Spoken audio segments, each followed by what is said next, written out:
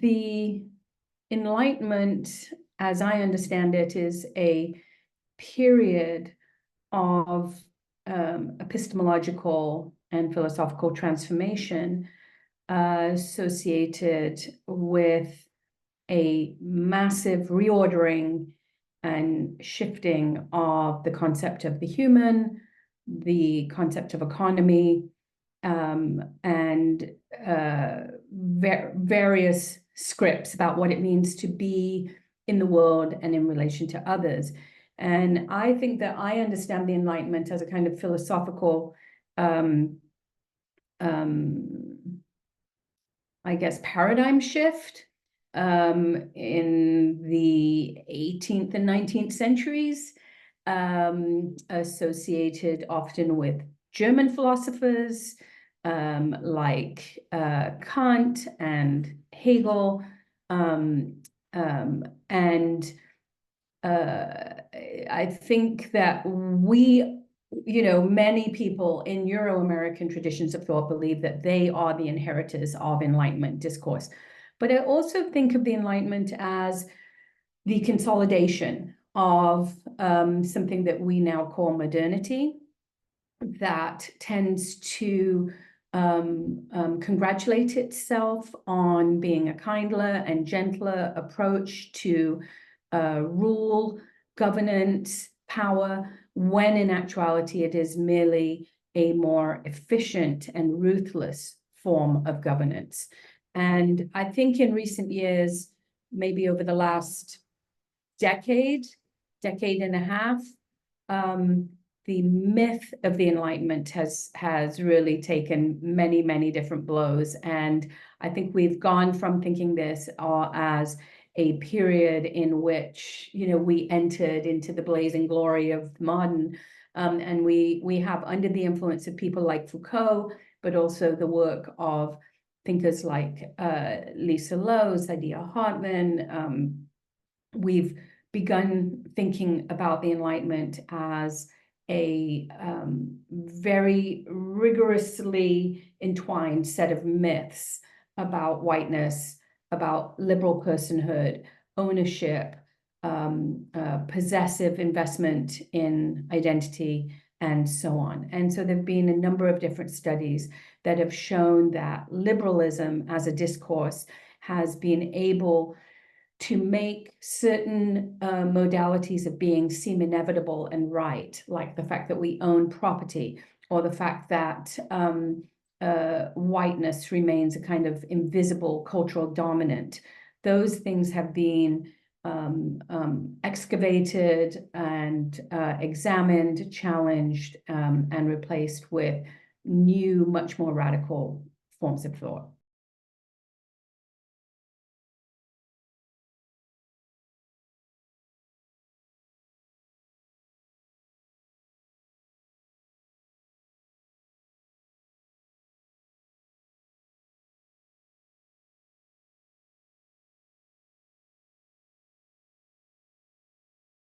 I think that's, in a very simple way, it probably is right to say that Enlightenment philosophers not just focus on the individual's power to order the world and to produce this concept of progress, but install an understanding of the subject as the individual, as someone who is individual, independent, separate from the collective and the community, powered by their own inner world and oriented towards agreed upon forms of success. I think that Enlightenment philosophy has easily led to that. It has also eliminated all of the different clearly brutal and violent ways in which whiteness and maleness and Euro-American identities have buttressed the concept of the individual for their own purposes, and the way in which the concept of the individual has depended upon, in many ways, the disposability of large numbers of people. So I think that there's something to all of that, although I'm not the person who could explain properly how all of that comes together. But in my work on wildness, one of the things that I try to propose using, you know, a wild archive is that if we put the materials of modernity together differently and we place the emphasis in different places, if we instead of reading a linear narrative about development from archaic and primitive forms to modern experimental and abstract forms, if we dispense with that linear logic, and we in fact see that the modern is utterly dependent upon, influenced by, and indebted to indigenous forms of aesthetic production, for example, and if we also see that this production of wildness as something unmanageable, unruly, and unwelcome allows for the celebration of order. If we do all of that, we might see that we could at any given moment, you know, think differently about the materials that have been produced over the last 200 years, and that we have, you know, very knowingly produced major and minor archives, suppressed some work in favor of others, relegated African-American cultural production to the so-called great works of American literary production, all of that, right? So wildness is a scrambling of the archives that make sense of the logic of the Enlightenment. And it's, you know, it's a way of saying all that the order of civilization has deemed unruly holds within it the seeds to other ways of understanding cultural production, being, subjectivity, the body, desire, futures, and so on. So the final question there was, you know, whether this relates to Afro-pessimist work. And of course, it does relate to Afro-pessimist work precisely because I think in recent years, the most viable critique of the Enlightenment has come from Afro-pessimism of various kinds. But I don't think that Afro-pessimism is one united body of thought. In fact, I think that there are really big and important differences between the various practitioners of Afro-pessimism, just as there are major practitioners among phenomenologists, you know. And I think our tendency to lump all Afro-pessimism into one category is a big, big mistake. So in answer to that question, there are facets of Afro-pessimist thought that are compatible with the logics of wildness or the anti-logics of wildness. And those have to do with the critique of something like world. So I think under the influence of Enlightenment discourse, extending all the way up to someone like Heidegger, we think of world as a large kind of unifying system of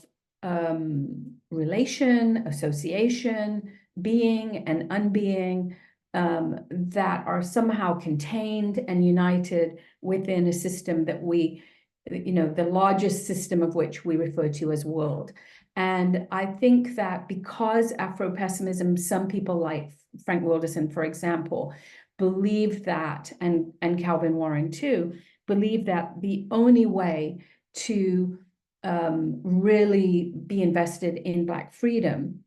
is to destroy what has been called world, then in that sense,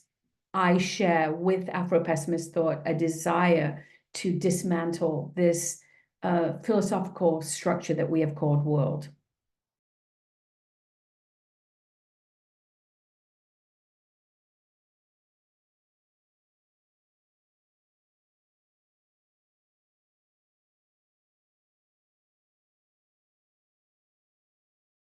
I don't think with the category of human rights very much. And that's partly because,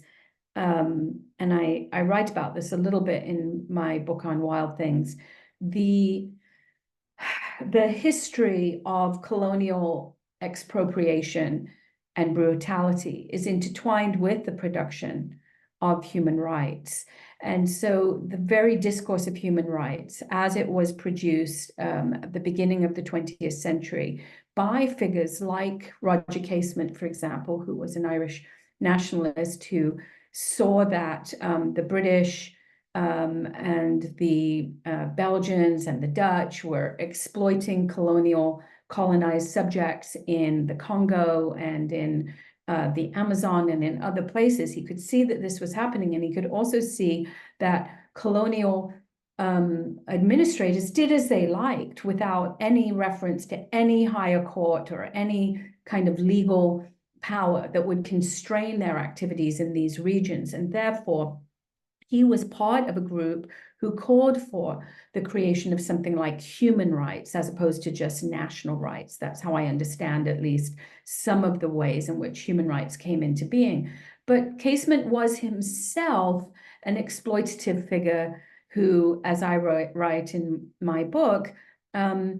was, he was by many standards gay or homosexual, and he often paid native men for sexual favors, and then wrote about the various experiences he had had with them in what was called his Black Book or his diary. And so there's a kind of blight on that seemingly very benevolent vision that he brings to his work in the field of human rights, in the sense that even as he's arguing for human rights and arguing for constraints to be imposed upon colonial explorers, he himself is exploiting native bodies in ways that are not at all managed by this discourse. The other problem with human rights is that the human has already been defined by the Enlightenment philosophy. And it's being defined by Enlightenment philosophy in ways that elevate white masculinity and its particular orientation to world, and now, enshrines that vision in a legal definition. And so human rights just, has not done, I think, what people want it to do. I think the presumption of a particular formation of the human alongside these other histories of exploitation, expropriation, and extraction that are covered over by liberal humanism mean that the human rights is a discourse that has inherited all of that inequality. And it's generally used to impose Euro-American ideals on countries and nations with a very different understanding of the law, subject, violence, and so on. You can also see this play out in the way in which reparations have been thought of. Reparations were, raised as a potential remedy already in the 19th century, when after the Haitian slave rebellions, of all things, France asked for reparations for having lost the use of slave labor on account of slave rebellions. And so you can already see, like, reparations, you'd think that reparations are what would go to people who had been formerly enslaved, whether in Haiti or whether coming from an African nation, or whether all of the relatives of people who were enslaved in the US. That's where you would think reparations would go. But no, reparations tend to go to countries who feel that they have lost economic power by losing the control of a smaller or weaker nation. Even post-World War II, we can see that reparations was used for a moment to, offer a kind of punishment to Germany, but that was quickly forgotten with the onset of the Cold War, and Germany quickly rose again to become the premier economic power in Europe. So human rights is part of what I see as a whole suite of legal remedies that generally are used by Euro-American actors to bolster their power in the world, rather than to remedy the the violence that they have enacted against other nations.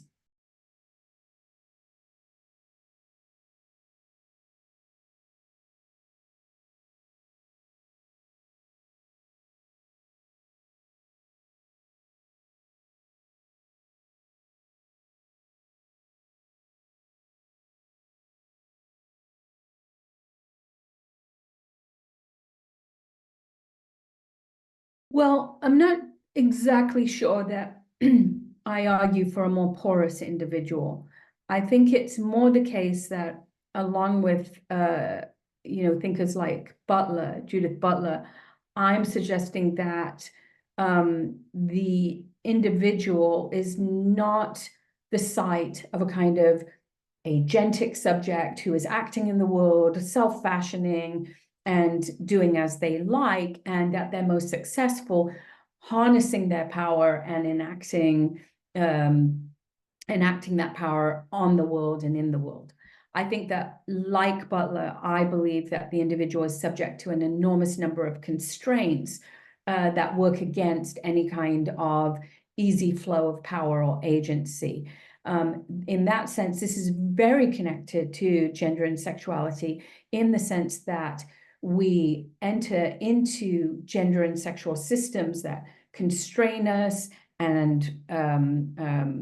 also give us potential for expression, but are not necessarily organized according to our choosing. And so many people, from Freud through to Foucault, through to Butler, have looked at the archives of gender and sexuality for information about how power and ideology work on the body. How should we study gender today? The way that I teach gender and sexuality today is as a set of bodily inscriptions that are not always available to us, bodily scripts, for example, that manipulate us and determine all kinds of things about how we act towards others, but that are not readily available to us as scripts that we can peruse and shift and change and edit. And so I teach gender today very much as a site of the inscription of power, and as a place for us to look at the way in which ideology works and to think about our relationship to others, our unknowing, the fact that the subject is sort of unknowing about their own motivations. It's sort of a part psychoanalysis, part influenced by Preciado's idea of the pharmacopornographic, and part historical materialism. That's how I teach gender studies today, less as a set of narratives about women or the body or homosexuality and heterosexuality, and more as part of the architecture of power and modernity.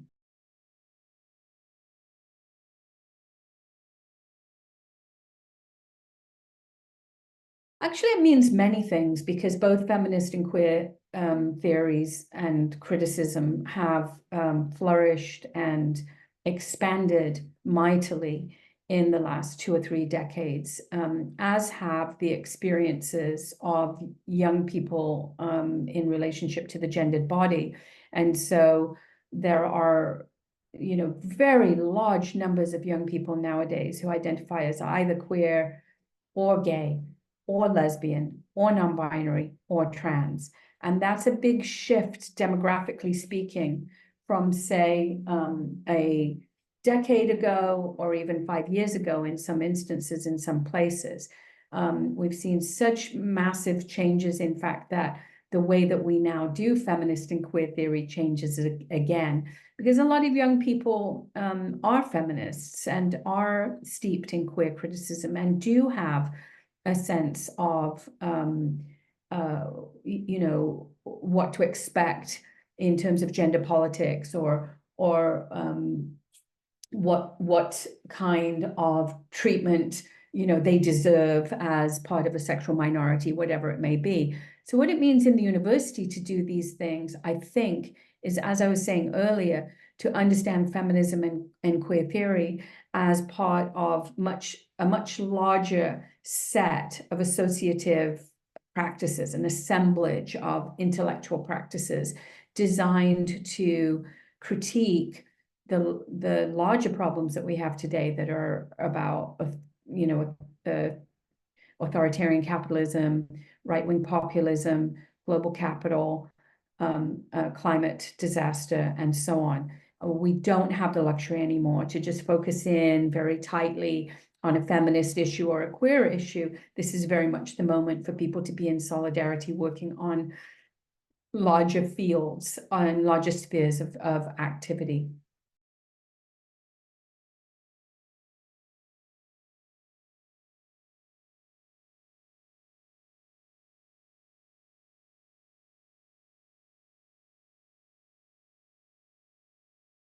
Well, of course, in the 18th century, things were still, it was still possible that capitalism could emerge in some other way, or it could be pushed, the economic order of the world could be otherwise, you know. And so the you know, the book that I think of in relationship to this question is The Many-Headed Hydra by Linebaugh and Rediker, two historians of the 18th century. And what they did was they basically provided an incredible interlocking history of anti-capitalist activity that was ongoing in the 18th century all at the same time, including slave rebellions, particular modes of religion, like Anabaptist thought, that believed that we're all equal in the eyes of God, you know, and therefore we're not invested in hierarchies. The, you know, activities of women and maroon communities, they looked at those materials to suggest that anti-capitalist activism has been ongoing since the very beginning of the rise of mercantile and maritime capitalism. And they, in fact, pay very careful attention to piracy and what happens at sea, hydrarchies, they call them, and mutinies on ships, and colonial expeditions that never arrive because slaves and so-called motley crews of you know, the multitude on a ship rise up against the captain and go on off course and arrive somewhere else and live otherwise. And I think that, you know, in many ways, and this is the deep importance of historically and archivally grounded work today, archives can be disobedient to the purposes for which they were set up. And so Linebaugh and Rediker use the archives of mercantile capitalism to tell the story of the rebellions launched against it. And in more recent works, Idea Hartman in Wayward Lives use the archives of social services and police records and other very conventional sources that basically tell a story about the management of unruly Black bodies. She uses the same sources to tell a story of Black anarchy. And so I think you know, the 18th century certainly set up, as you're saying, the possibility for what followed, but lurking in those same archives are other outcomes to those disastrous colonial expeditions, in the form of all the different rebellious forces that were arrayed against them, whether it was indigenous people in Latin America, whether it was pirates on the high seas, whether it was religious heretics against the Catholic Church, you know, people, fugitives from slavery. All of those people, sometimes cast as the multitudes, are also the repository of alternative histories that we should be exploring instead of or alongside the Enlightenment.